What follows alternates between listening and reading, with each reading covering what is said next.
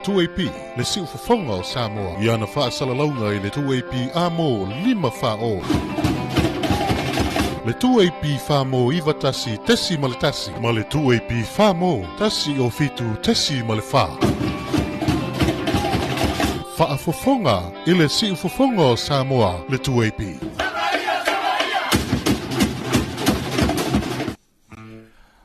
Talofa tu le whaafonga mai mo le tātou tinu le reita fau. Ia me se reita o mātiu whea o le asonga fua. O le ua tātou a mata le rewa yaso le lua yaso le rewa yaso. Talofa tu e le soafa manu mahalo le tātou li o Yesu Kiriso. E le manatu. Ia le na ua tāpina bailo sa wala matilia i o ngā luenga le rewa yaso. O le ngana masani ia taianga o le tae ngā atingi whangu. Ia awase lima sursena leiva ia soi me ai komiki. Ese atatu ngā luenga. Ese o tatu mtafa yoi mo tatu ngā luenga o wala wina. Tasi la unga male wha moe moe ia ina ia maua se me ai tamiti male ainga. Wha moe moe ngā na. Le ma fuai ni tatu o mai tatu te whai ngā luenga. O le usu mai tai au. Ngā luan te foi lea i le ainga ina o mai ai ngā luenga. Le ia seisi aunga ma le seisi wha moe moe. Ala iuna tātou usa mai le tai au ma kako koe sea mai e tātou aina. Ainga o le mafuanga mo mua le na. Ia maua se le ni tausia i o tātou ainga. Ia ea mana onga. Ia o me whai ainga. Ia o le kalesia o le nu. O le whaaputunga la tau ia, kako whaapuko peo le whaapuko le loi. Voi la le loi e whaaputu ai temi fo ia o asole le ia. O lo lai temi o asole anga. Ia no fnofo leo le loi maua wai maila na. Ia lana whalaoa ma lana me aile sa. Ma Talofa tu nei tai au, good morning. Ia a whai nau whata e ala mai, mai malefo mai. Ia ang le leile tu ai le tau amatamatena o le nei tai au. Mese o le molino nei whanau ia onga, ba luitu vai atu tatu teimi. O le ute luas fulona minuta le turn down lea o le itu la fitu. Ia o le tālvalu. O le teimili nā le utu ia ila amtanga o ngā luenga o ngā le whanau. Manito foila, me sa mātou ia nei a pia taulanga. Ia wa ele a whaina no i tua. Wa o nu i tua pe awhale fitu ia whato a ngā ile a onga. Ia ele isi meo ia wa ele poloka o le tele. O mātou la le anga i mai i taulanga i nei a pia. Ia no wing e tau ni taane le fitu o le ua afa mai le awala se tu lolu fa fonga la tinu mai se la le ngai mai le tu sifo mai vai tele ia ngai mai le taulanga awa afa le fitu o le lava fatoa e wifu lunga la wala ia so mai la uso e te ane le valu afa le valu o le lava tele io mai le fa nga luenga po le ang elisa fa ino nga luenga wa e fitu le mar tau liva awa onga la fana ia tulanga na te loto tele na fana we ala popoa a fale ono routine masani ta le ono i tau no fela lunga a fale ono o faisina ti awa tele na fana wa ele ia ino la to mana o vo ile ele tayo na mana o faisala to ti ta yo masani ata to ia ba ia te mi fo io ta onga te ia ena o kausi fo ka yao ko pele faingo la ka o ta ofu ma me fa pena ia sa ningam ta pena ngai la onga u mo fa si u lo lo fa la onga ia ne taimi ia wa tele swinga wa ta tu tilo la ia nei fo i taimi o so fuanga ma le ta vilinga o le la langi le wo ia nei ia mo le me fo le o le usu ta va long fe mal tala to ina ia ko per sa unge ka ke ko sa koki ia mai lo les fa le inga ia fa le eta mutanga maul malu ta Io ia so tele titi. A felo tala. A so tam fai. Wa tatu titi lo ile le tatu no fu tatu tu fa tu sa tatu ia tami. On tatu fa pele il fa tu sanga se fa tu sa fu le tatu. Pe sia na le fa pe ia so. Tatu no fu le mo tatu to titi lo ia. Ia o tatu ia sa tam fai mai ia manuia le o manuia te minei. Ia lo winga na lo tala ia wa o teimi ia to fela tala o le sia stato fatunga ia e ta te usuana taeo ko per kala o lapis o mea ia o sia sa on to vai el nei te fo o lata routine masani ala na every morning tu salava pe te lula onga e te tau lava ona e usu e ta lao le la pis ta lao le la pis ia po le fulu ipu mo te mai tai fa mama uma vaenga nei a o le ia ngai pe te usu fo i la onga ia la lisi vaenga matua fa na wa matua ia o le la routine ia o le tapena salu le fale a o le usu la onga ia o le routine da kama sa yeso ia o ka la o la u e fai o ko mumu ka ke e isi ke mi ka ko mumu vo le e la fa pe ia lo ka mamlo ki ngala ka ko mumu ia la wa ala ka ko mumu le u ke ia le si uru le o fai fo kala si uru e te ia le la ia fa pel ma tu a ingo la mo ko mumu lo ka ikalo ka mamlo ki ngala ka ikala uru fai ingo ka le ngi uru se o le van ka ku ila e kwa ko ka o ia fele le te usu mal ta ya ma ko kele mal la u usu mal sta ya ko kele mal la u tu ma la ba o le routine na usu ta ya ta la o la pis la u tu o la o fa mai ta la al no mtua ia sui le ofu le ainga ko mala i ta tu la u la ta fa fief ai mo fa mai vai ta tu o lama ma ai minka ko popo fi vai la ta la le si va ngo le i mana tua pea. Awai, o le temine ua filifili tātou se ua umakua filifili, e molti finga. I le meo le chao, ia o le lotion, tele me apalai lunga ufolinga, me vapena tile laonga, spray me vapena, o soia. Kama sa, asu tai o le ise se chao. Ia makua kaunga la ilo kauru whangu Samoa, ya ka ke i yango ya ka ke ke ale ilo la se Samoa ia na nto so ta su umalo ka i o le la ka lu piko ko me le ulu ma su me le la unga ka o mo le fa o po vitu lo fa fonga le tu ka malanga ia ke vai le piko lunga ka ilo ko ru ka ilo fo ile chalo al palangi pe ku se male la unga le fa o po vi ka o fa o po vitu wai ba vale ia ole pito i lunga o na fua ka malanga te na fao na ia alo le na awa ole ta unga na le chao Samoa kimi ia ole fao povi ka unga le wax le ka i wax fo ia wa ka kimi ka vo pi i lo ko mo ku mo fa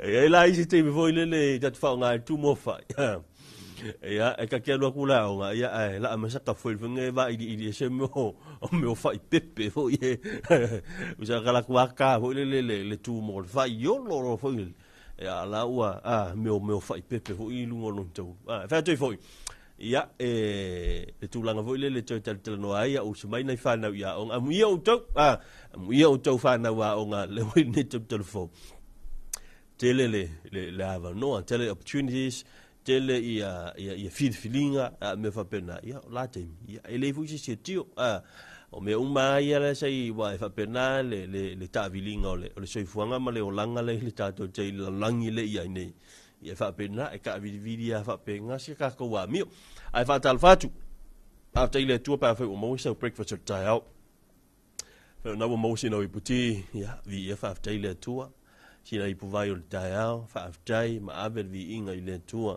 lo na lo fam lo na le fai te usu mal tai le e se mera ka vili lo mafofa ia lua option o ta want to te o ta ona e titilo e me sila ia option mo ai lo tal option on lua o mal talo te fa longo tua ia wa e fa pena ia ma lo le fale pe ai fa longo tu se me fole le o sekero mafofa ona e sau ala ke va longo ko le o setto le mafofa o ka sa lo le o ia pa o fai ko pe ala inga misa o lua malo supervisor pe ala le fia fuso ki sala ki pa o mai o me ala ko pul fale ala fa pe supervisor oi kai fali o ka fio lai ia ela te mit fa lo te lo tala supervisor ngwa mi yo ai ka bikira fai o la ko ai la ko ba ku ne ai la o le fale li ai le lo sal me ala talu ia o la o filinga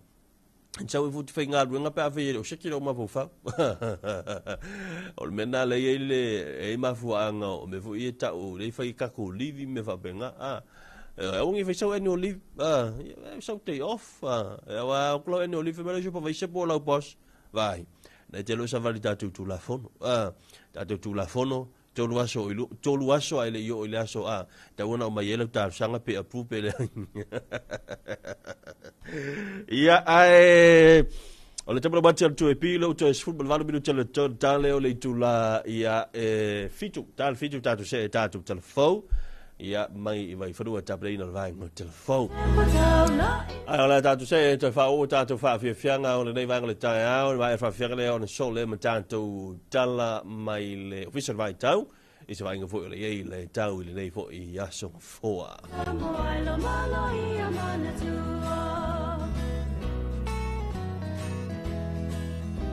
wasala la la tala ia tu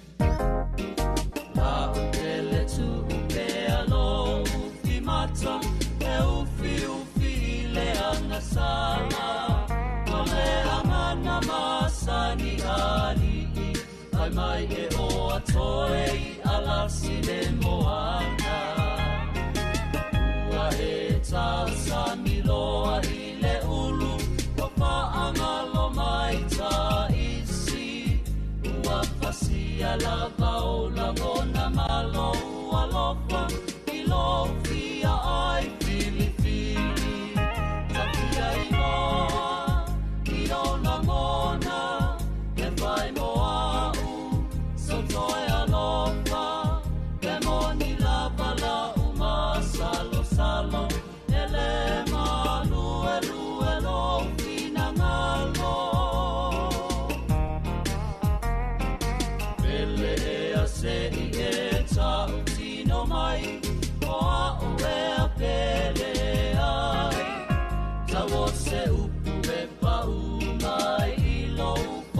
fonga ia matalala tapola na pia iloa io langona e fai moa soto e alofa e moni lava la uma salo salo ele malu elu elo finangalo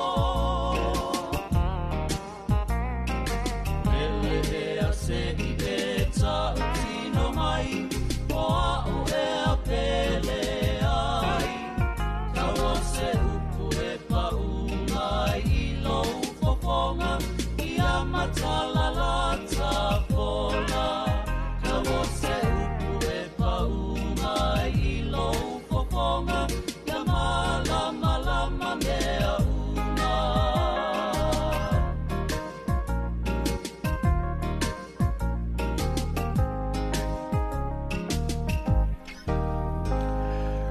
Whanga o le nei tai ao mai le webese po le siu whanga ma le o sunga poasa ma sirpati wese o whaingo ina o le tau tino ina utoe sifulu ma le 2 minute o tutoe o le tale o le tula e fitu le nei vanga o le tai ao sa vainga le nei tatou tala o le tau tabre ina le official vai tau le bidisino no le vanga o le tai ao ia wa foi le whaafunga mai o le tātou tino ia iso staffa ia ole nei foi ke lope o le tātou li poti le o le tau whaamtalanga o wingo lolo wa o le tau numero lua mo lau whanua o Samoa na whaamawina le official wa i tau le tūlai lima i le tau nei aso sifuru walu la so fua o me lua o luono malo sia fautuanga mo timu mamafa vaanga uma o Samoa o winga susu mamale ale o le tau o lo ia ipe lunga o Samoa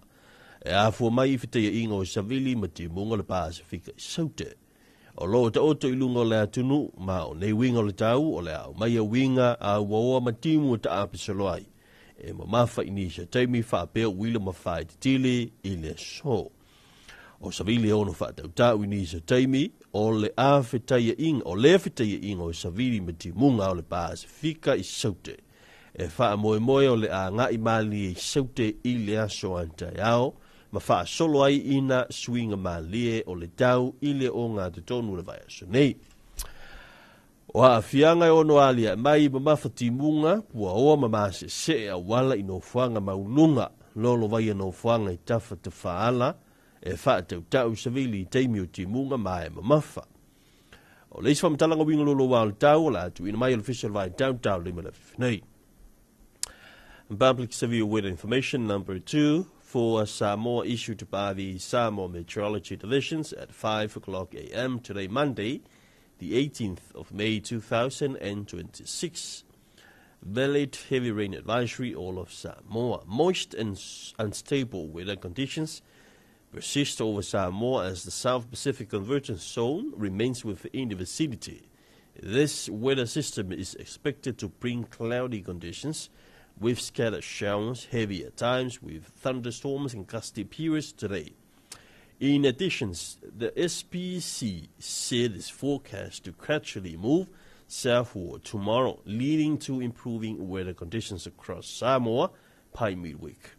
The potential impacts heavy downpours with poor visibility, foggy and slippery roads over mountain and passes, and ranges and pooling near roadsides and waterways. Expect gusty winds during heavy rain.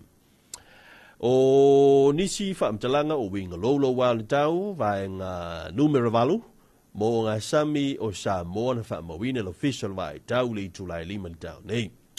Whaamalosia whautuanga mo ngā sami saute o whaamaumaunga lanta mai mo ngā sami o loatangi ai le maurulunga o ngalu. Sivi atu i le lua tesi le 5 mita i o ngā sami saute o Samoa. O nei tūlanga e afua mai i pēau mamafa o le ea, o loo whaatupula ia i lungo New Zealand ma o mai ai ngalu mauma maurulunga. Whaapea Savili o le tua o loa po Savili mai saute i sai. E lua 15 i le 3.5 kilomita i le i tūlanga. O nei ngalu mauma o le a fia i pēa Samoa se i o atu i le poana nei, ma ia i le avanoa, sili e toai ma le 3 mita le maurulunga. O a fianga ono ali mai so mo tafe au le sami o ma lo sim fatu tau sa vili le tua loa sa vili mai saute sai ini se teimi mai pu o ai teimi o timunga o le isfam talanga wingi lo wa le tau la tu mai official vai tau limo le fifnei a marine severe weather information number 8 for Samoa issued by the Samoa Meteorology Division. It's 5 o'clock a.m. today, Monday. Wellington Marine Advisory for Southern Marine Waters. The latest marine observations indicate that wave heights continue to fluctuate above 2.5 meters across the southern marine waters of Samoa. This is due to an intense high pressure over New Zealand, directing high combined waves and swells, with southeasterly winds of 25 to 35 kilometers per hour over the southern seas. These wave conditions are expected to persist through tonight, with wave heights potentially exceeding 3 meters. Potential impact: strong currents with rough seas. Expect strong and gusty southeasterly winds, at times with poor visibility during rain. The next severe weather information will be issued at 5 p.m. today. Ia, onai whaamtalanga na wing lo wa le tau, whea pe on tabri il official vai tau pinsulman no. Au le lau tele mo ni tai au se vaanga o fitei ingo se vili matimunga lo te otopea I lungo Samoa me au maia matimunga o mai ao matimunga ya fia I le atunu ini so teimi. Mo vaenga matu sifo, fale faa pie manono, sa e saut sifo a le pata, sa fata si umu malefanga. Wo matimu e ta ape solo ai, ma mafa ini so teimi faa pe uile mfaa tili, sa vili e ono faa tau ini so teimi.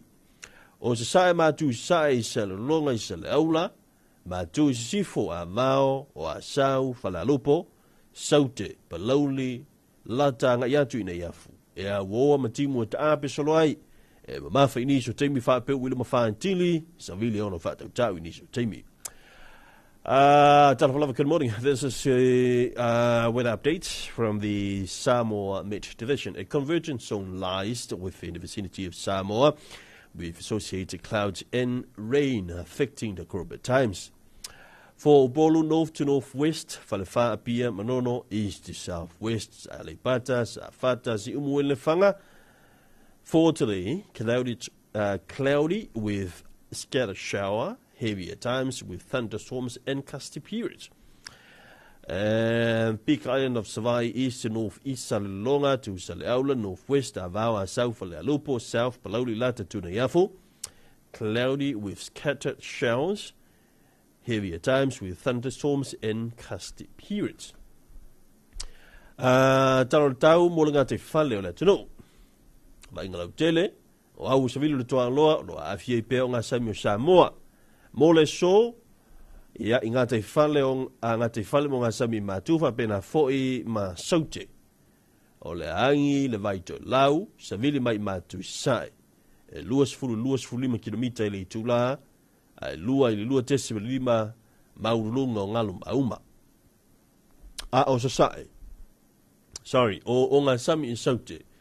O le angi le mata o polu sa vili mai sae, tolu sifulu lima kilomita I le itula, ai lua tesi mo le lima I le tolu mita le maululunga o ngalu mauma.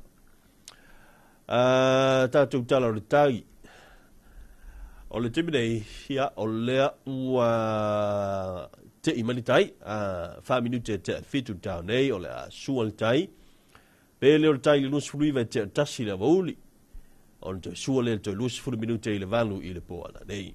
Morning marine forecast. A southeasterly wind flow continues to affect Samoa marine waters, but for both northern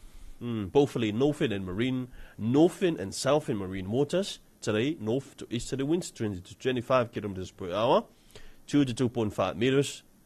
That's for northern marine waters.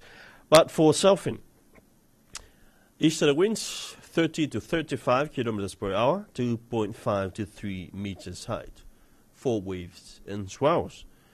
The tide predictions for Samoa, it is currently low tide, High tide at 4 minutes after 7 this morning.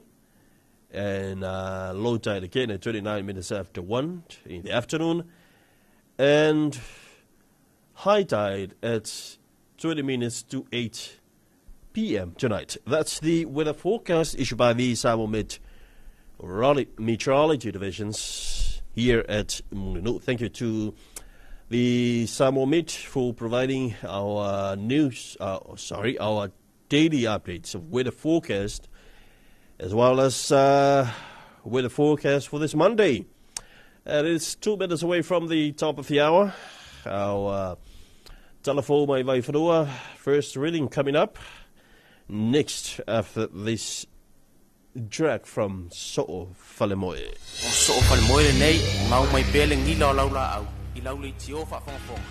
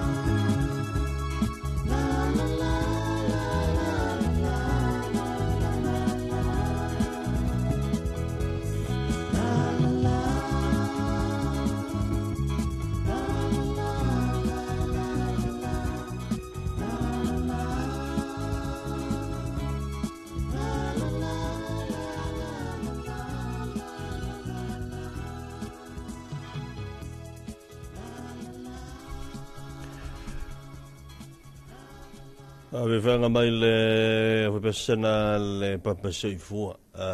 Ia, malulu atu e leo sofa le moe o le papa soifua. O le tamula wati ala tue pi, leo mutasi minu telo unta i nei le fitu. Ia, ili le hoi vanga le tae o ina manatu ba mnunga. Ia, ua mautu to tele i whalewhai ngā luenga. Ia, na fo ua tapena, ia, ua fo ise wha malo stino nei tae o ia angale leile tua ili tau amtaina o whaiva mtiute o whaiva alofia au.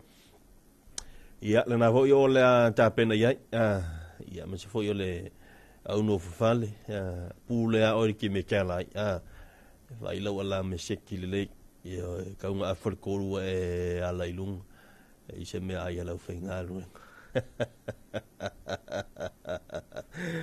Le nei usi mai lau whaafonga i tātou telefou, mai whanua tapreina le vai mo telefou.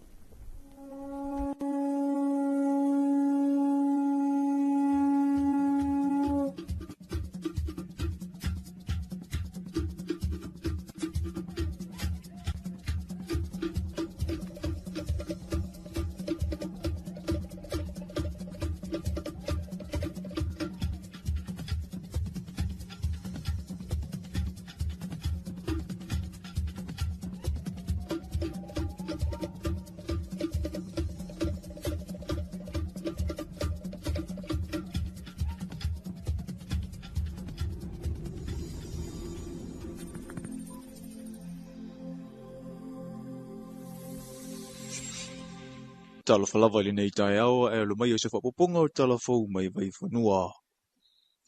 I tala amata, o le whatu au o le whaasolonga o ta'alonga kiwikiti mo le whaamanatuina o le tuto tasi, i le puti mo le tupao lii. E fo i le manatu o le komiti whaafoe, e whaawau i le vai e sofou, se ia mai a le pool wha po le pool F. O na whiri mai leo au ta ilua mai le pulu, e a mata i le laasanga o le pa umanofo. Sa ta ua le whaatara noanga ma talafou mai vai whanua. E se fulu ma le wha awa te maitai o lo o whaatino ala tu ta alonga i le malai le awhio anga le tongo, ai o malai kirikiti o lo i tuana i mato, le ua whaunga e awa tolu se fulu ma le ono le tu pao li i. Mo le tu pao te maitai e na o le tasi le au mai le motutele, ma awa se fulu ma le tolu mai tu mua nei. Ai ili tu pao li i, e lua se fulu ma le tolu awa polu, ma le se fulu ma le tolu mai sa vai i. Kau ni ese ka longa ni. Le wo ko le pibu ko la langa matiti Samoa. Fie nga ko ma ko I kumu wa ko le malai. Ia miso ka mama ko yo ki nga ma ko. Kumbu sai ka longa. Ia me o fi anga nu. E po ngia tiki Samoa. O au lava le a manu malo I ta amarisanga whai taulia, o le awala tu whaatalia le taunu mai o au kirikiti sa le sitala mai fafo. Sa sa unua le perese tena le komiti, a tonu le tausanga lua whelua se furu ma le whana ngata I le whaatinonga o le ataalonga I Samoa. O sisi ngā fuala vai o pere I ro se kausanga ngaka I se kikiki. Awa o sa vai vai. Sa ngaka I sa vai le. E le mo ke aku lua fe lua fa. Ele ira skikiki lua fe lori. Ia le lua ngoni. Ia le ua mako o mai loe. O ngalo ko miki o kikiki Samoa. Pia nga o sa vai le mi furi e ko miki a koa. Le la o mako mai ngeme sa vai. Mako mai whiri. Ai whakamai para mi. Ele ai lava se whaavita uli tele, ai olo tau whai mata alia le tapua inga fio anga ese, I tau mawhinga, ala tu au kiwikiti. Wa so se whaanga tamai le tai, e toi te tai e pewhina ngalo tātou tangata I o tātou tūpu anga, ma le ta wasa o tua a sa ili mai o tātou lau whanua, I le tele o tau sanga ua mawai, o le taalonga le wholonga po le sailing I le whaperitania. Ua ma eo le whaatupula I o le whai o whanau la tau te fia iai, ma tino ue whaatino. E le ngata o whanau e Samoa lava ia, a o alo fo I mai I se atunu o lo tau mo whai lava e a o auto mai whanei o na pō mo wholonga, o na whaapopo I le mawai ngā whaane na tura sa ili elo lato a wala I lunga le sami. O le polokala me le whai unga lava ia so, sa whaatino I molinuu I le pia ia Club Sailing Samoa. Ma na wala ulia I le to telo a inga, ma tua ma whanau, e whaataratara noa ma o ina vaenga ese, e whaatatau I le nei wha anga tama. voyaging or sailing, whatever you want to call it. It's what our ancestors did. It's who we are as Samoans, culturally, and it's our identity. Me and my little sister, we're both sailing. I go to Samoa College and I'm year 12 right now. Well, actually, I was introduced by Donna Ioane in the Leamusa school. And what kept me going was my mom. She always told me she loved the idea of sailing, having one of her kids to keep sailing. Because before it was me and all my siblings, but now it's just me and my little sister. I've learned that it's a really good sport. You get to explore a lot, and I really enjoyed it, going on the boat. At first, it was a bit scary, but I got used to it. Being with other kids was really good. I made a lot of friends, which was really fun. I got really scared from races, because I just got nervous, thinking I wouldn't do good, but I've gotten over that, and I think I'll be doing really good this year. I enjoy helping out with registrations. It's nice because you also get to meet new people and get to find out more about them. Don't give up, and no matter what you do, if you start it, you should finish it, and whatever you do, just do well in it. But if it's not everything is perfect. I started when I was around 9 years old. I think it's around 2020. That's when I started. I came with my dad. My dad brought us to an open day. And ever since I started on the hobby, I enjoyed it. Like, I love being on the ocean. Also because it's hot, but yeah. Honestly, I just like being in the ocean on the boat. Because it's really cool to me. And it's very calming, you know. It's not... I feel like I'm safe and at home, you know. I'm 15 years old now. I'd say just, you know, calm down, hop on the boat with someone that knows that you're scared, and just go out. Because I know that you feel like you're scared on land, but once you're out on the water, you don't feel scared. There's about 3 of us, actually 4. Last year, my younger brother joined, so I was teaching him the hobby as well. My other brother is on hobby, my sister's on hobby, pretty much all of us. What I've learned so far from sailing, which I find cool, is the tying of the knots, understanding where the windward comes from, and the tide and that, because that's all stuff that comes together for sailing, and you need to know those stuff in order to sail. O le whaamui o le whaala putuputunga o lo na whamale nei ta'alonga, ina ia tuto le whatu o le ta'alonga nei tupulanga. O na mautinoa lea le whaangaluina isi me tutia nei patino ia Samoa, le a tuputupua I la tou.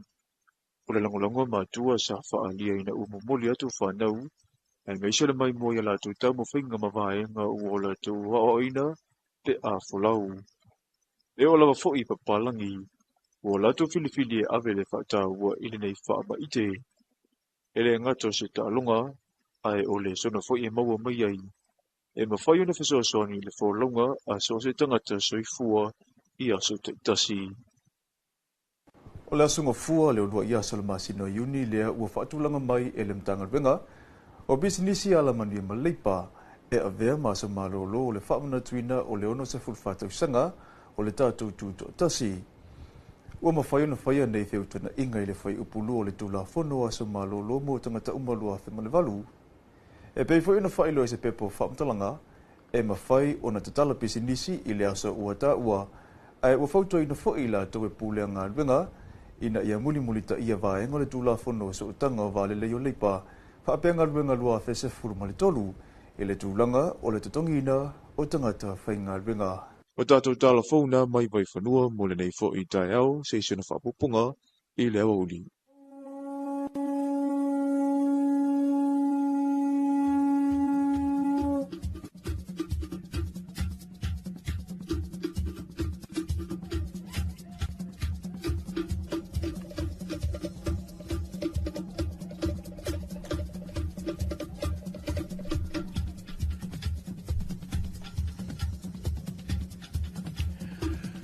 O tātou telefona mai vai whanua pe ona tāpani le vai o telefou whaki nā tūle ni o mtau ina sa kōna vai o telefou ia ina ua se fulma le tōle biru te leo taa I le fitu ili nei vai ngo le tai au ia ai o nisi na vai nga pe ono to fa fonga mai tatu telefon ia o le va solo no tolu nei o le to wanga vo ile po o le tamisanga vo ile tiviki Samoa o manjo e fa va ia so le tamisanga lea e va solo no tolu la le nei ia ma fa mo e tau lunga le va sofo o le ala na fai lo mai tatu li poti le tatu telefon ia mai ai o le tamisanga lea ia ma o le sa ilinga sempini mai e sa ilinga sempini ia ona tapena leo au ia o le asau lunga sa mai lunga le tamisanga le ia e fa pena ona ta alo ma au mai fafo manto mai o leo le a masi mai tanto o mai fafo I le tuto tasi ia New Zealand Australia Amerika Samoa ia wa fo ia le fa mo le o le tanto kirikiti Samoa ai fa talo fatu I wompa masani le tatu tutua ia ele ngata o Samoa nei fa pena fo ia tudo mau ai talo fatu te mai atu vi msola to ainga inai la fioanga o Sataua me se fo io le te mai mo malo msola to ainga fa la siu sunga mai longa msola to ainga inai vai noi palauli ia o lua ia o ngasu ia te mai asu tu mu sa la valu talo fatu fo I le sunga ia mo ala pali nai fa la siu msola to fo ainga ia malito tele ia le mfai ona tolo lowino to sofa ia fatalo fatu ene nei foi taimi o le tai ao ai fatalo fatu fo I le usunga fono le kalesia fam tonga Cristiano Samoa por le fakasa aba na filena tala ia la to fontele ia le sola le wa matai fanga solo tato fontele le kalesia fam ria tu ia le usufono malava ia sunga te fono ia meise ia o le ia o le no fa tofi ia le kalesia ia wa fo ia la to usunga fono ia I nei tau sanga I luafe lua se fulu ma le ono mai e fa mo le o le fai un vai aso da sulus fulua ia le tau lungai le fontele ia ma fai lo foi tofinga ma sani lava le kalesia ia la te fono le fontele ia ma fai le tusi te tupe ia baisi to finga me sol fa un tele ia singo fo I fa fenga ia ile fa unga ole nei fon tanga ia ai tala no ile fon tele ni o vai aton lela na I post mai le si vai na pe mai ia me ila le post na ve mai sole ba le fono malua le ini falao ole tulanga na sa vai foi na ia e tani le ono ia o makua empty alungo fale falao vo ie I nai le latalata tu I nai ve fo I malua ia wa mo jofu ia ole amatua alungi ele tasi le sao le kalesia le si sao tele le kalesia le tamawa inga me so le tantu tinu fai business ia te mo la to fontanga ile na male la ina le tulanga wa o le tele o te mi ia o fontanga nei tau sanga te tas ia tatu te va ia le siokio o lo o winga la tala ia o le alu le fakau o a singa ia o tau mafutanga ia wa o le lava faile ia fafanga e kalesia ia mta falises ia fa pena lava ia o tulanga nai fa malo tu foi fionga te telefono sunga te telefono le kalesia ia mese ia o maves ese pre lo loa pa ia le kalesia fa tonga je misiano I Samoa le tepero wati o pilo sulo le telo ta nei le tula fitu tatu sia si fa fianga nei mai le fpese ale oski ben ma vivi ingo malua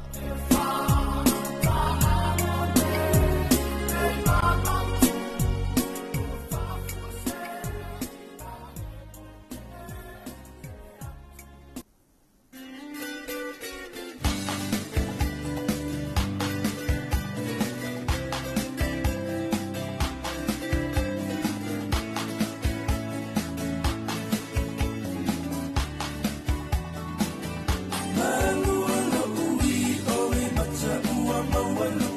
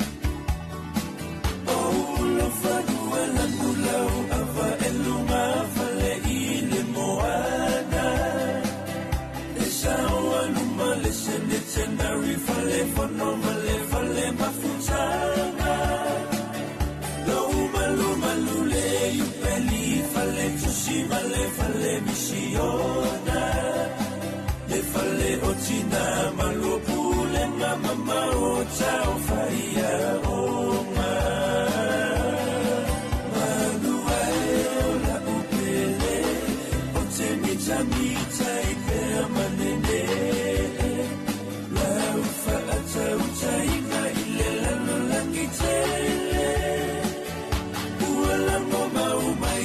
Asani siolu pesai fa afailele a ole tala lele tupu pe amosa mo amani uese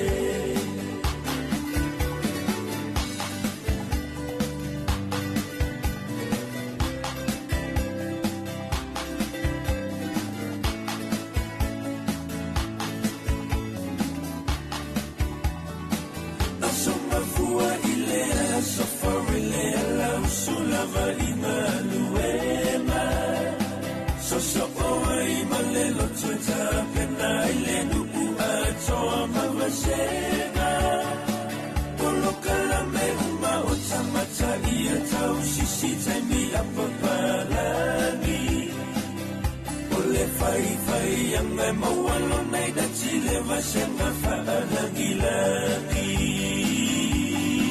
manuai la upele o temi chami chai pe manene la fa atau chai na ile la lagi chele uala no mau mai chi asani siolu pesai fa afailele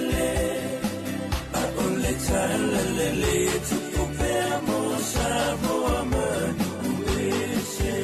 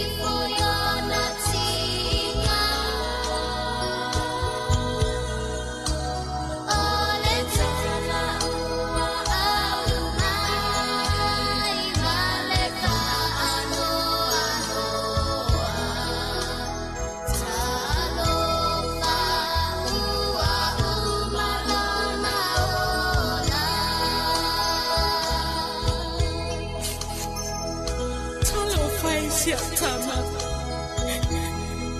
O le mea langa le nei na o whai atua i a te o.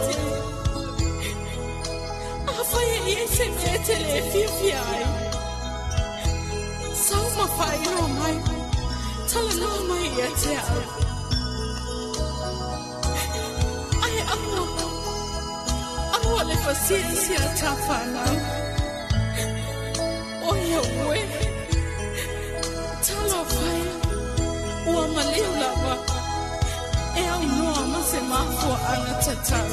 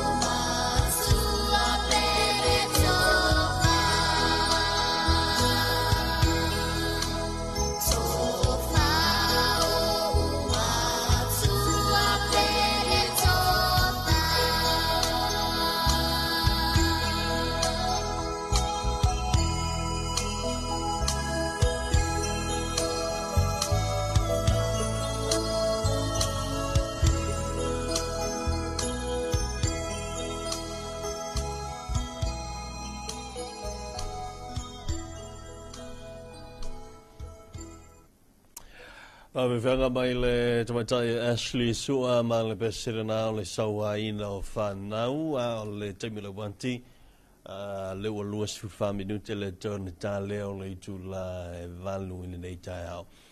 O le so le whanga solo ai le vai aso fo i leo le World Breast Freedom Day hi a bon le vai aso leo le whata ua fo i leo le tulanga foi leo le sao tonga ia o le press ia po la tistala ia po le sao tonga ia o le media ia ise ufai fai ngo fie o le ua mai o le ua mai o le famananto ai o le ua tuina mai le vaiasole o le vaiasole nei ia o le ai a toa i le lima se fulu te sanga ia o le tātou whalaputonga fo i lea le chons a po le whalaputonga leo lau tustala a Samoa ia o le sola lea e whamanatu ai ia le fo i aso whamanatu ia pe ona ia ilu tātou tino o i lai le whatal malo le tāno hotel ia lea a mataim whanga solo ia le tāno hotel ia mautai o le Tatu University o Samoa le papa ngala le ole fanga solo I portugala me ia le tato whalaptonga po le tato ba ngale ale autustala ia malau whaasala lau Samoa. Ai tau tele ia vai ngale me se ia vai asonto ia le fanga solo ai ia tau wa o tasile vai ngtele ia le ua havene malu tau le al whalaptonga malinga nuenga nei ina ua mai le aso whaava malo le tustala. O le aso whaava malo le sa tonga o le tustala malau whaasala. Ua o mai eili whae mawhuli le se o whaisina pa umau lalo. Ia o le tulangu ia nei Samoa i le iana whaasala launga. Ia pe atu i lunga o le fua. Ia o langi antoa ma tulanga tau whaasala launga. Pa umau lalo le mas furuiva le o ia nei. Ia lono winga. Ia e leo se foi numera foi le tatu te fifia au mai se fu fa tau hoi le o pa uma walalo se o nanga po se fala tonga o ina tatu te vai e se fua ali oninga luenga po le lei pe le o lei po le fa le ton fo ile pa uma walalo la ia o le pa uma walalo ila o Samoa le tulanga le o le press ia na tatou te iloai ia i le lape lea o lo i nei le whale tonu ngā luenga le lape lea o lo toa ai ma whale tonu ai le ngā luenga whatustala i Samoa o isi la ia lui tau o te iloa leo le ato e tala no ai le nei vai aso ina i tamwhaina ia popo wai le ngā luenga whatustala ia le ngā luenga whatwhasala lau i ni tatou tino ia ba le ngaluenga ne ia o te lo sili ma sulta sanga o ngulu ai ngaluenga nei ia ngaluenga nei fatustala ia apena fo ia le ngaluenga fa sala e le o ngaluenga fa ngofi e le o ngaluenga fa ngofi o le tangata lu ngaluenga le ia tala tu mai ma tu nei le wa me se ia o le wa se mai nei le tatou malo tau tala tu mau tau tala tu mai awa o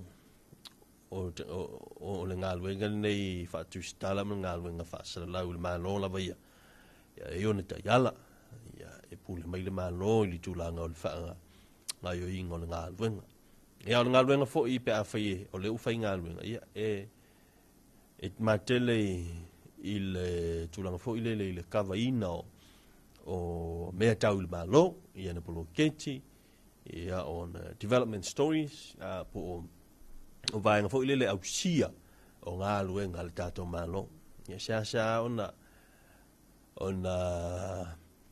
ngā itua ia le autostala ma la whairi poti ia se media se malo e kawa maini mata au putau sa ngā tula fono le ngoi ia oni su nga fo ie pe ona ia le si va nga ole nga luenga investigative journalism ini tulang fo ile ni su nga fa pe na em fa ona ia tau felo lo mai la manto ia va ele tele ni va nga fo ile le ono a fia ile manato le tele ole totele e pe lao tua tu le malo ngā luenga fo ia i company business tumont ia inala le e mamaf e pa o ia le mamaf ni o le ngā luenga ia wa e makua felo ka pulo apa ia e makua kali li sau kala la ko ia ai fa manu ia tu ia le nei vai aso ia ile vai aso le nei o fanga solo ia le talanoanga ia tunu e se tunu le talanoanga ia fa benaun fa talanoa ia le vai aso ia ile vai aso le World Press Freedom Day o vai aso nei ia le ua matai le so o le launch pe te tala i le tatu fale fo ile le tatu building ia po le monto tu ia tu pu tam se efi songi ia le vai aso le Environment Week po le National Environment Week po le vai aso o le siuso manga ia o le sai fatano longa va son tenne sa fatai ilongo le tatu service ma le fionga le officiale po lenga ia i le lauiloa ina o le tūlanga i tāpenanga o le nei vai as tahua. Ia tāua tele la le nei vai as o lo winga tātou talanolo le environment, ia o le tātou surroundings, ia o le tātou siu manga, lea siu mi ai tātou. No winga, ia le leilo siu manga, wha ta follow malo surroundings, wha malo siu manga, ia ele ngata siu manga i le tūlanga o le tuma malo tele. Ia ai atu mai lo la i le soifuanga o tātou i soma.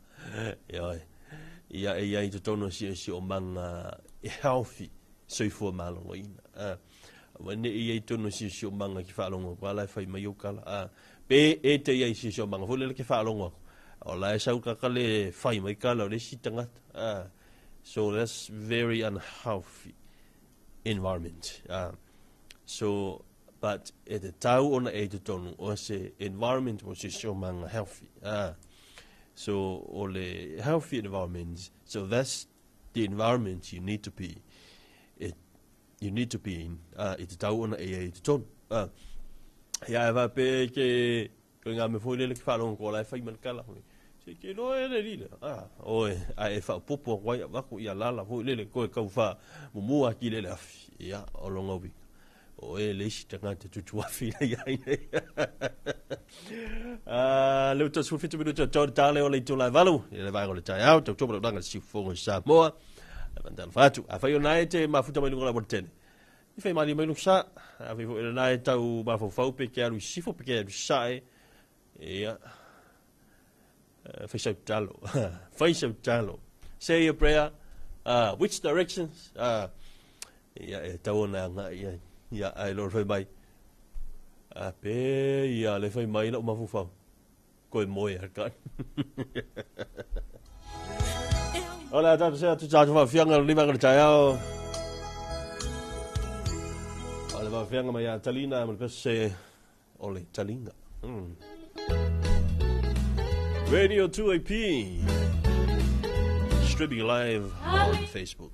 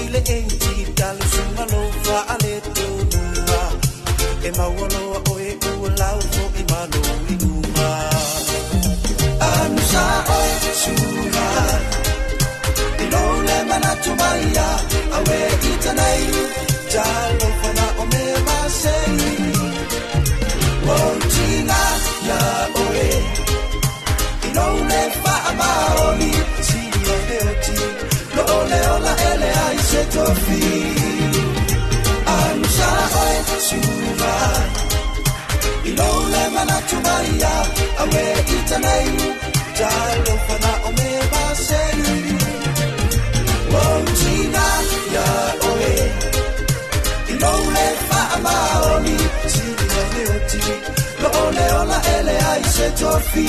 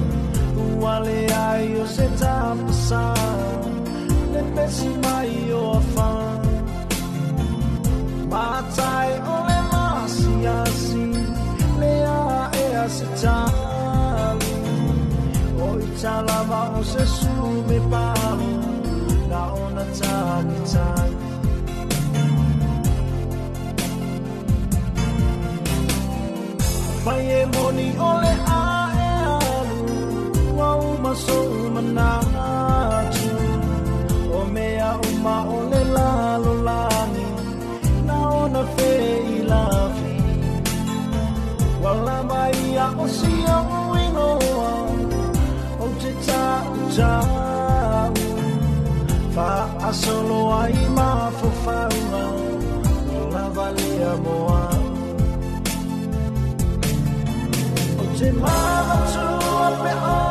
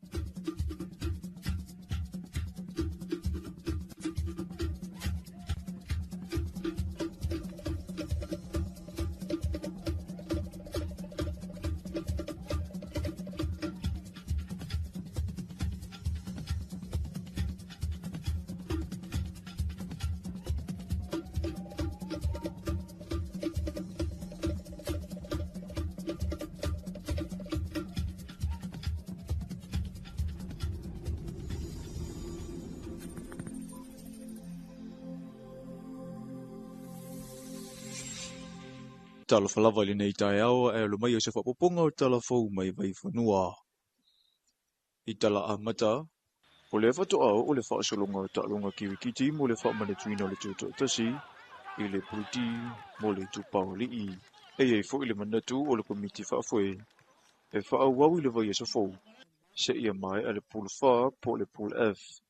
O na whili mai leo au ta ilua mai le pulu, e a mata i le laasanga o le pa umanofo. Sa ta ua le whaatara noanga ma talafou mai vai whanua.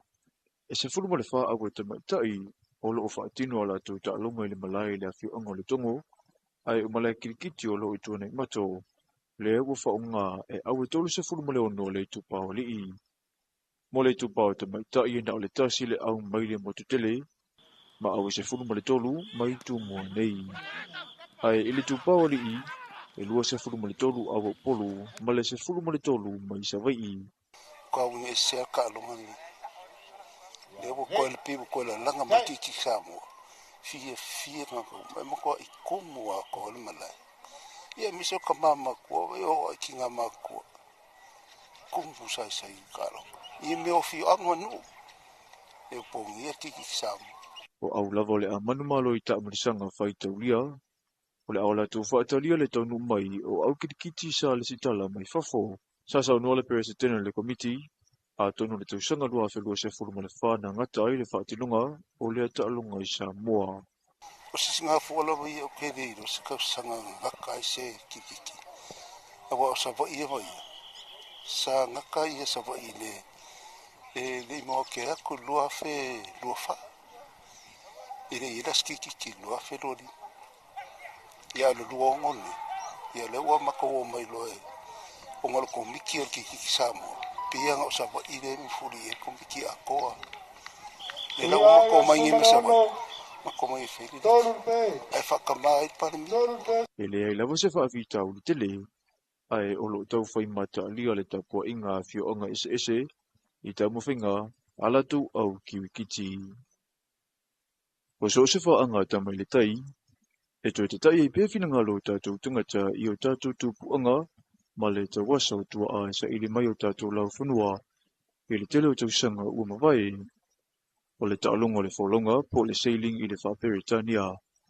Ua ma e o le whaatupula i o le whai o whanau la tau te fia iai, ma tino ue whaatino.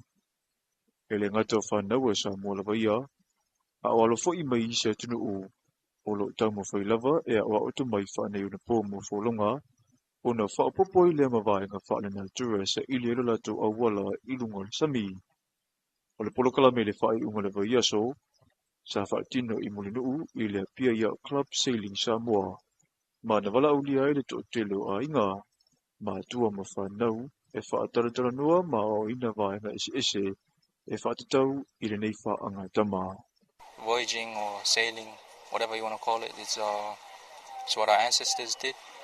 It's who we are as Samoans, culturally, and it's our identity. Me and my little sister, we're both sailing. I go to Samoa College and I'm year 12 right now. Well, actually, I was introduced by Donna Ioane in the Leamusa school. And what kept me going was my mom. She always told me she loved the idea of sailing, having one of her kids to keep sailing. Because before it was me and all my siblings, but now it's just me and my little sister. I've learned that it's a really good sport. You get to explore a lot, and I really enjoyed it, going on the boat. At first, it was a bit scary, but I got used to it. Being with other kids was really good. I made a lot of friends, which was really fun. I got really scared from races, because I just got nervous, thinking I wouldn't do good, but I've gotten over that, and I think I'll be doing really good this year. I enjoy helping out with registrations. It's nice because you also get to meet new people and get to find out more about them. Don't give up, and no matter what you do, if you start it, you should finish it, and whatever you do, just do well in it. But if it's not everything is perfect. I started when I was around 9 years old. I think it's around 2020. That's when I started. I came with my dad. My dad brought us to an open day. And ever since I started on the Hobie, I enjoyed it. Like, I love being on the ocean. Also because it's hot, but yeah. Honestly, I just like being in the ocean on the boat because it's really cool to me and it's very calming, you know. It's not, I feel like I'm safe and at home, you know. I'm 15 years old now. I would say just, you know, calm down, hop on the boat with someone that knows that you're scared and just go out because I know that you feel like you're scared on land, but once you're out on the water, you don't feel scared. There's about 3 of us, actually 4. Last year, my younger brother joined, so I was teaching him the Hobie as well. My other brother is on Hobie, my sister's on Hobie, pretty much all of us. What I've learned so far from sailing, which I find cool, is the tying of the knots, understanding where the windward comes from, and the tide and that, because that's all stuff that comes together for sailing, and you need to know those stuff in order to sail. O le whaamui le whaala putuputunga o lo na whamale nei ta'alonga, ina ia tuto le whatu o le ta'alonga nei tupulanga. O na mautinoa le whaangaloina isi me tutia nei patino ia Samoa, pe a tuputupua i la tou. O le langolonga matua sa whaalia ina umomoli atu whanau, e meisa le mai mo ia la tou tau mo whainga mawaenga o la tou haoina, pe a folau. E o lawa fo'i papalangi, o la tou filifili e ave le whaatau ili nei whaama ite. E le ngato se ta'alonga, ai o le sona fo'i e maua mai ai. E mawhai ona whasoasoni le whaolonga a so se tangata soifua i aso te tasi. O le asunga fua le udua ia Salamasino Iuni lea ua whaatulanga mai e le mtanga wenga o bisinisi ala manuia maleipa e avea masa malolo o le whaamana tuina o le ono se fulfatau sanga o le tātou tūto tasi. Ua mawhai ona whaia nei whiutana inga i le whai upulu o le tūla whono asa malolo mo tangata umalua whemale walu. E pei whai ona whai loa se pepo whaamtalanga e mawhai ona tatala bisinisi i le asa ua ta ua ai ua whautua ina whai la tau e pūlea ngā wenga ina ia muli ta ia vaenga le tūla whono sa utanga o vale leo leipa whaapenga luenga lua whese furu malitolu i le tūlanga o le tutongina o tangata whainga luenga. O tātou tāla whauna mai vai whanua mo le nei fo i tai au se sena whapupunga i le awa uli.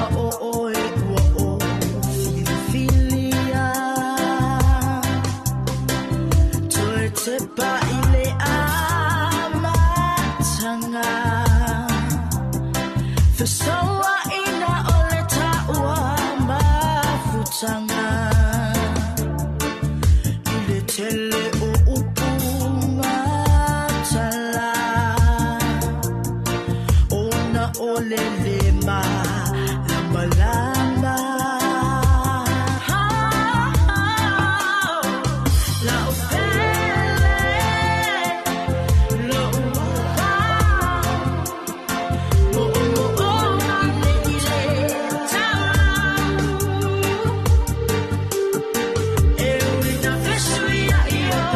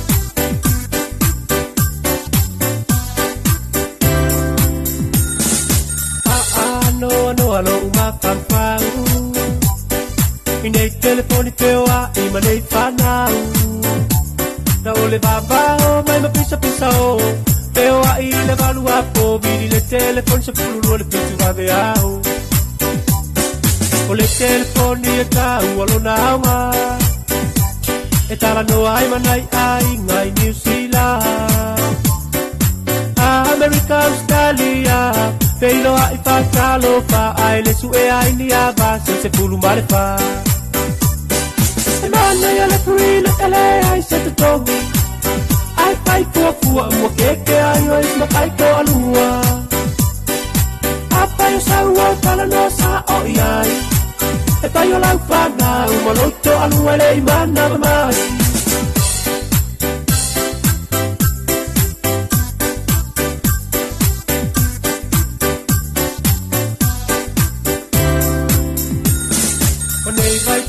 Tele ole au vilisi se e tali atu loa o se koea inga kiriki ka pe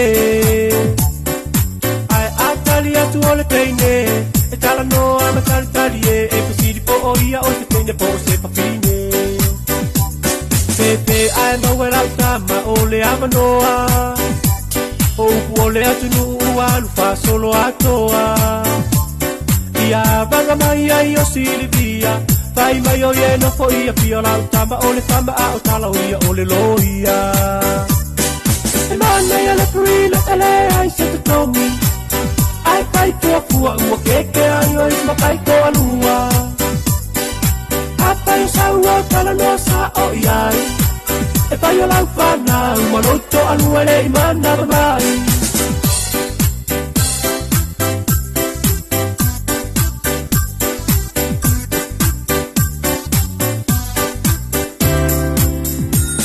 Nisi ulunga li wano no fo ona ole telefoni na masani tala ole alo pale ilo pe moni na ole lua vai a sola tala no ai ole tenele a ua sola mai oi ola uta tonga ua lo pa moni ai anga i pe aso ole nei masaninga kasi ole masina ai pe oa ilo ala lima o tatong mata poi ua fula Toi tangi pai mai ua umalo ola vale le pa alo se pa tonunga e mana ya la prina ele ai se te tomi ai pai fua ua ke ai oi ma pai ko alua apa yo sawa tala no sa o ai e pai o lau fana umalo to alua le mana mai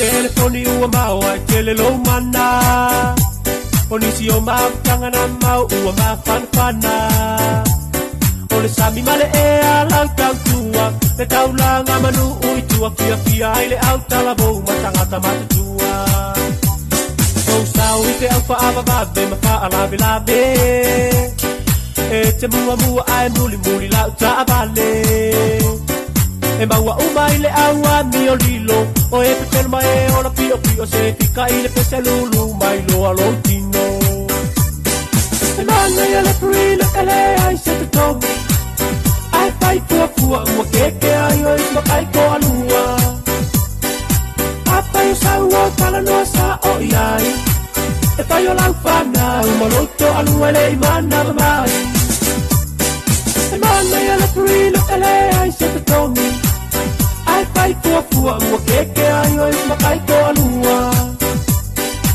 Apa yo saua tala no sa o iai E pai o lau fana umaloto alua le imana mai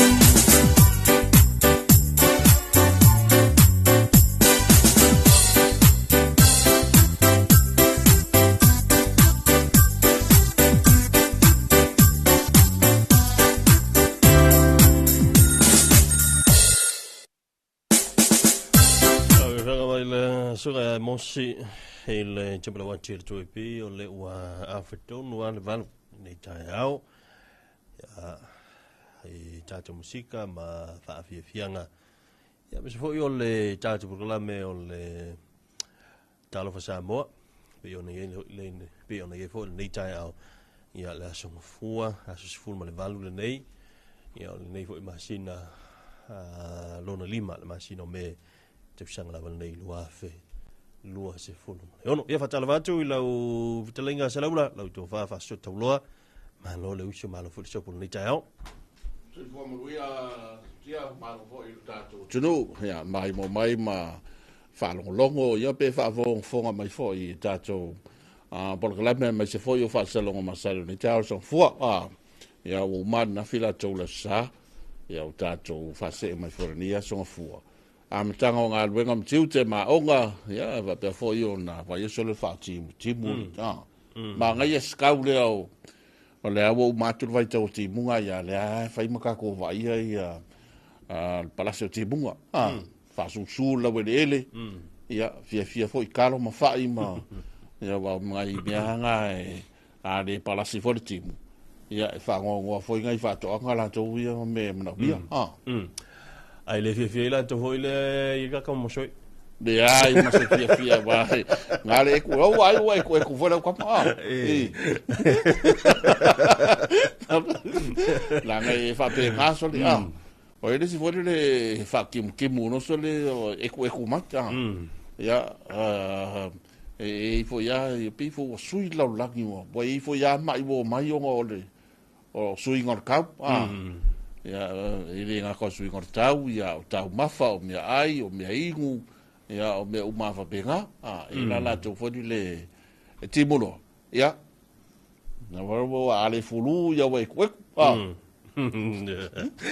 Ia sa ole ta ui ole nei vai aso ole foi mana yo le utal no le tim ia alva so ta ole nei ona ole fa mana tu ai le vai aso le sio manga o nei ta ole tala lo ia pe loncha ia le vaenga le ole sio manga ia nei vai aso atoa le na fa moe ia wa foi le silfia ta tu tino o nei la tala iva le tala ia il tatou mo te foi le tu ia tua tu puto se fi por tate ia le ala fa sa ninga lotu ia fa nga solo leo ala tu por kala men le foi ia so fu ia va va so ako le va so tua ia le va so le fa ta wi no si manga ia o le fa ta wa foi le le fa mama o lo si manga ai la disia songa le tu vai tu el pokalami o le kola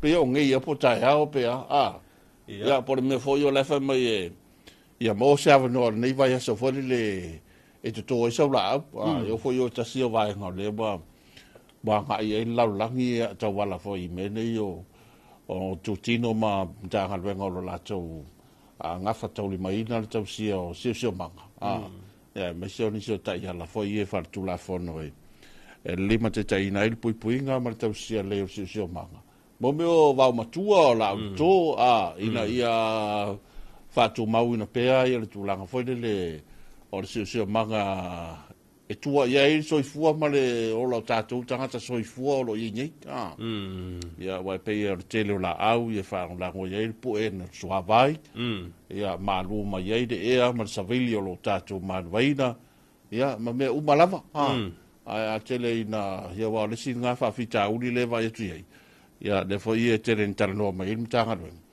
ia u ta wa fa ina fo le wa tau le se la au le la fai bo to la au pe o le ai e to anga tan to la au le ai ya foi e fa le ngai le li o Donald Trump la na ma ka wa ye fai ora o li le u fa le to no decision manga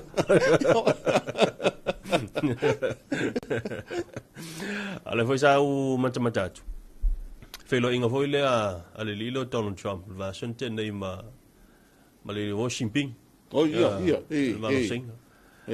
ala mali ho il tele o tala ho ia wa fa sala la ho ilunga o fa o penga so tainga o le aka ku lo po le ko mun mele sakala ngoi lo li o le ata tu lo ona e pe falling mai o le taula ile va va yanga ye la la e ma sha le tu langa le lo ye le tau ho ile le Iran ma America o le mela nga le ka ku lo po le meo le wa pa le li o Donald Trump yo ya ya singa si so ngi fa fika uni le ya wa le ya le ko o ma ya singa ya ba lang o le sina va nga fo le talwan tu la mai Trump ya o le tele yo tala ave si ya singa le ngata o nisi o whaasalanga foi o whae atu tau o loa ia maenga whapena.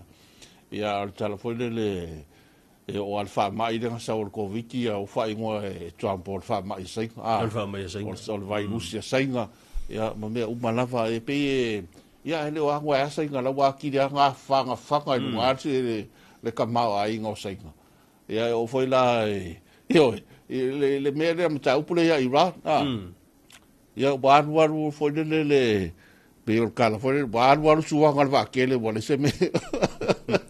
Ia vai kunga le yo la e anu sainga i orsu a ua a Iran. Ia pe ira le ko e kami mai ngare me foi le va pe. A ko ngoi mo i se fo for ka pu ia. Ele ka iro ia. Yo. Te lo e fa le ano ia ira tunu le o saina ile afo le swau. Yo. Awa tasilo tunu te le tulangu le mawolunga o le tomaila o ia ile te mo mia swau ia la to ia pio ta vale ia o ke lo ka vale wa mo i me foi ele kise ele mo ma wa na o ma o le swau e o foi ia la to ele tise mba va pena. E pio me la nga ngofo foi ar ko ingo shimping ma pe ata mai ai e afo ilang kamo Trump ia le ana tele ata la Trump ia nga o ol malai vale le fe mai ia le pulenga malai vale le ai fu asaina au mo mai ko ke fo e sa ske fo mane me ana o tatu vai o tele o ati na e fo i o wa lo sei ngai fa ati na e so se tunu o foi la ata to e kaukala sainga kaukala ngaluenga ko alu markupe sa wa sainga fa ngei fa uro ia fa pe fo e tele wa no fo ia de ngata wa onga le mai ka ke ko ya onga ai o ai fa na usaina ia fa pe fo tele wa nga fo e fa mo ka ko i sainga e fa mo me o onga le fo sa ya ia o va nga na pe e wa tau silo wa fo le America. Ia au le matua tele va vea saina ia mesor tele o vai ngafole le tatala o na tama ainga so so adu le wale i longa se vai ngor telo pe ia ar telo tupe la mo vai saina so po poco asa inga fele me io e sa le ia vai a fu ia ile atunu le saina e ho ta tunu tal no la ka ko ku o le tele i so so ni el manone saina vai le ngata i le so so ni tupe ala tu sangi foi le ala tu tangata le o mai la tu tangata le so so ni e fa pena ona o ye ta tu tangata tu langa ia Michel va nga tu fato le il va fato nga le i nu ia le foi na i tangata nu mai seina ia o ke lo kamale i Trump e sa o kala foi le sa mo si le linga le o va ka kara le mse me va ngai kamai le o ka wa ko ma fa la ko Trump America wa ngai me o kaua pe o kau involved taua ia ai wa leise me foi le kai pe da sei e de o ngale o sei ka foi ka fo fa fica uri ma ai de o anu ke lengi na ko kupe ia me o kau mai bo kai a bo me ko fa ka ko ki nga ma fa me ke de nga we nga ia ma so swangi wa e ko nga me ma ia ngai face o le tasi vaenga tele le a foi mani to foi tasi vaenga tele le fitena ia tu una ia no o saina ma America le tulanga foi le tau tariffs me o la fonga tasi na vaenga tele ia o le esa fa penao ni tele no ia ile na foi fontanga o le foi vai aso fa so ia o le vai aso nei o lo fanga solo ai ia il famna tu ino le lima su tau sanga o le fo le sosi fo ile la fa sala la mo tu stala sa mo le George va sola nei oi es super George mo es ka ko kupe mo ala ke va ya ko o tele so soni el malo Italia soni el malo Italia ta wala ma Australia na Beckmas ya nei la le talai tu la hoile le la tu onga ya ma nei fontanga ho ile le va va so ato ia o nei ia fa mai a mata ulunga le aso ia ilas free ia ta wa le si lu ile wa ye nei le sos lu itele le wa ile sos ia ile masina lente le na mai ile amatanga masina nei le na mai ile telefone ile fa mana tuina le o le o sa lo tonga la tustala o mai fimo pa umo ala lo O sa ia, mo ia, le sila nga fa lu ikele le o yenge le so le ka so po fe ko ngul mele le ile la pero le unang ma la wa lu la ka ko kulanga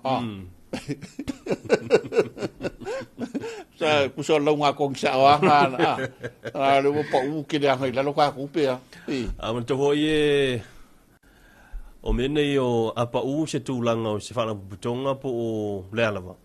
Ia ono siringia leo le o nanga malanga alue.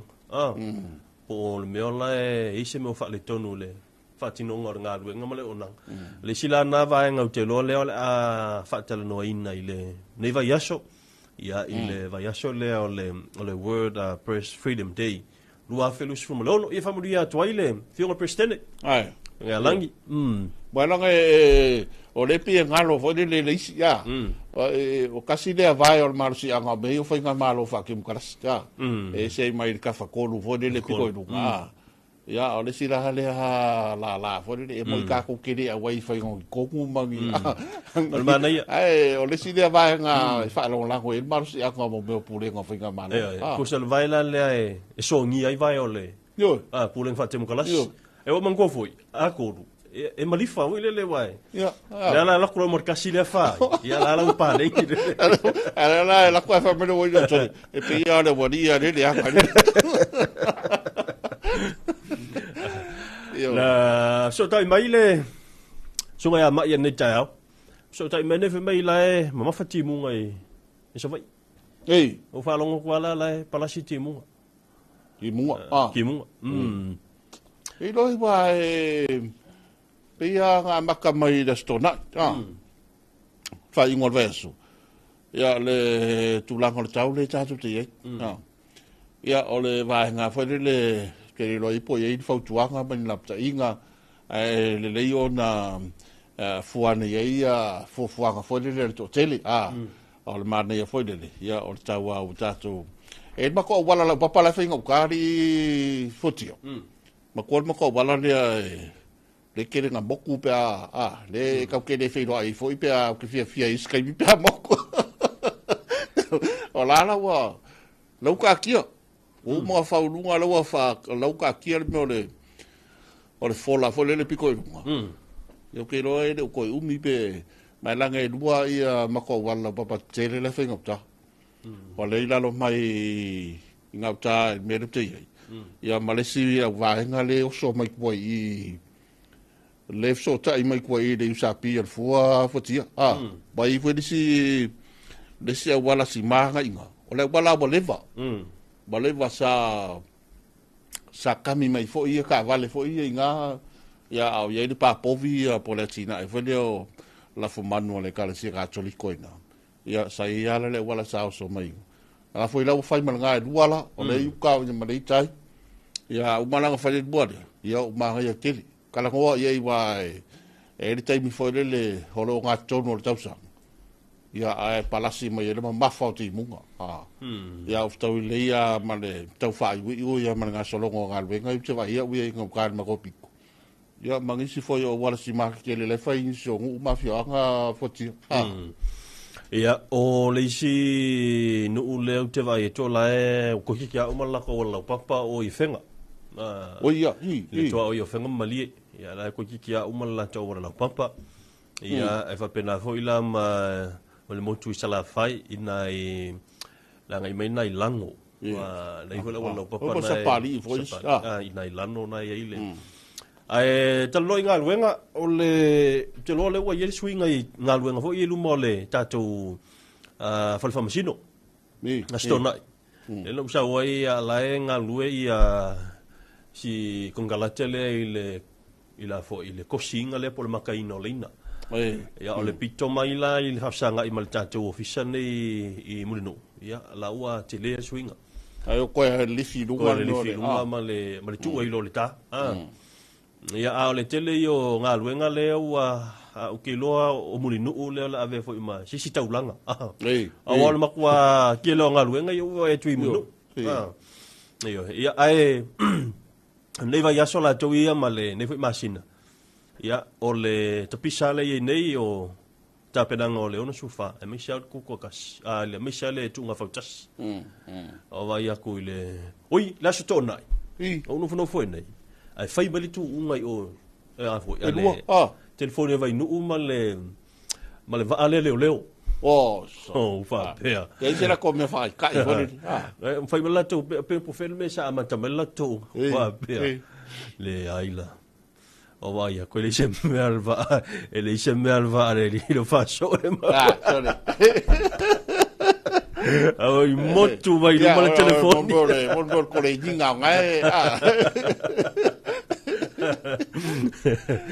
Maria kai mi ke lo ala ngal telefono ya malva ale leo se dei lo po felici va ma non le lo la cosa po le foi ma nei foi le kai mi colleginga mo ya kau e foi lu ye kawai nga kau ko fa balo si le kiki ya le collegni ya me mo fa pena ya malisio sa o la tolegi mai ya yo la tu nga se fa le pe o va sa la fa ya o le isina vanga ta o te lolo ye nei vai aso ya me se fo nei masina ta penanga mo leono si fa te usanga ya me se va solo na tolu le nei ya o le tato tamsan kiti va solo tolu nei va so fo le fa ye le salinga siampini kusala u mo lo va so fo salinga siampini o aula le o le asao mai le salinga siampini le o le fa pena ona ta alo ma u mai fafo mantuole ye au mai fafo i Australia New Zealand Amerika ko kuila Amerika Samoa ya ola vilta msanga na tutotas ya leo la ta alo mtatu au ye ma lo la va so ngi tatu to lo la va so le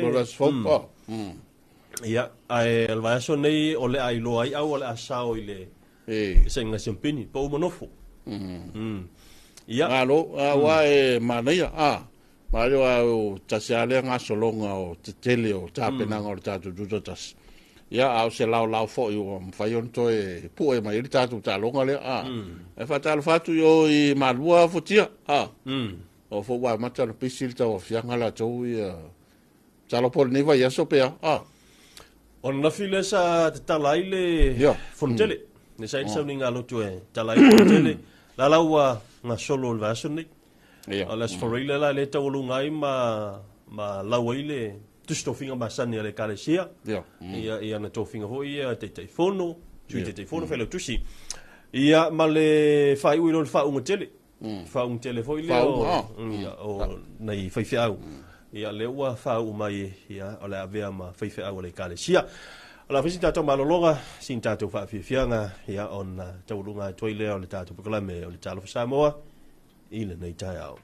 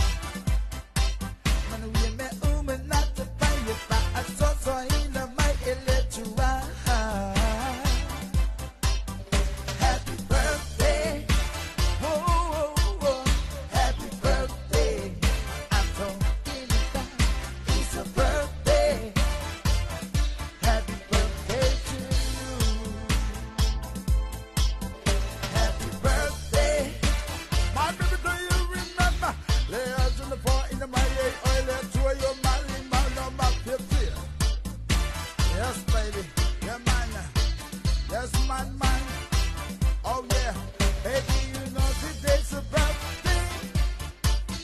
Yes, mine. We're celebrating is a birthday. Yes, mine. Yeah, man, no real know what to find out. Yeah, man, no real for low wola. I look for you, oh, elia, chop up on the sit zanga. But yeah, I'm not for low wola. I find when the final win. I be I, oh, man, out, my low wola. Happy birthday. Whoa. Happy birthday.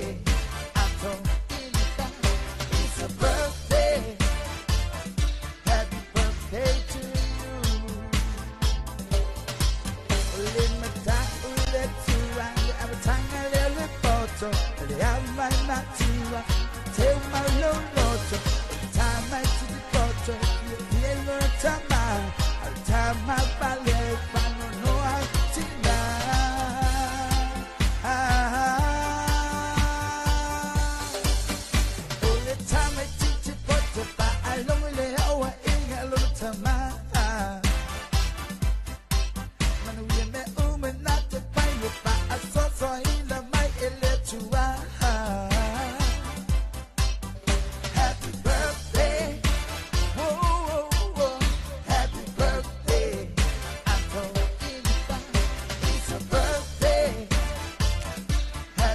Whenga mai le sunga ia whai paua ia kopo.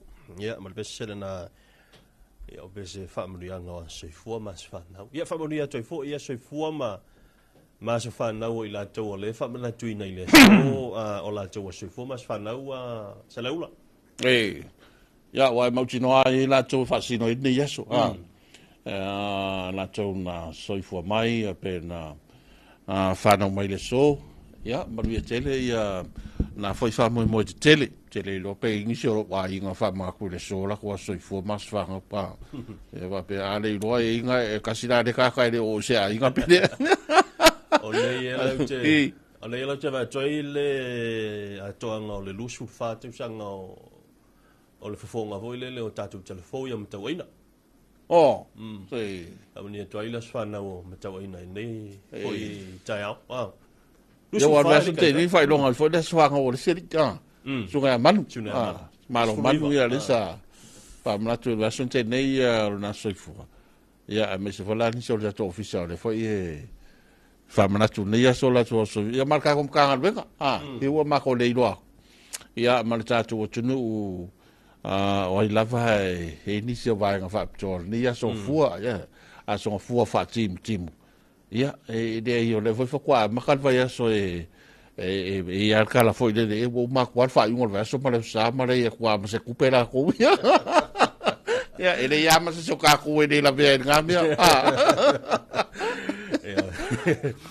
Ia, fa manu atu ia soifua mas fanau i la to fa mna tuina i le sola to soifua mas fanau ang le tua o ni stepsanga stele soifua ma le ola. Tawalunga to foi ma le tatu problema o Talofa Samoa taliva fonga mai tatu tala minusila ia liberty am fa salawina le tatu wa le si fa salau ia fa va malo ni sila manuia to enga ni tao ia fa o pel tatu ma ftanga ia se o stemi ole a woli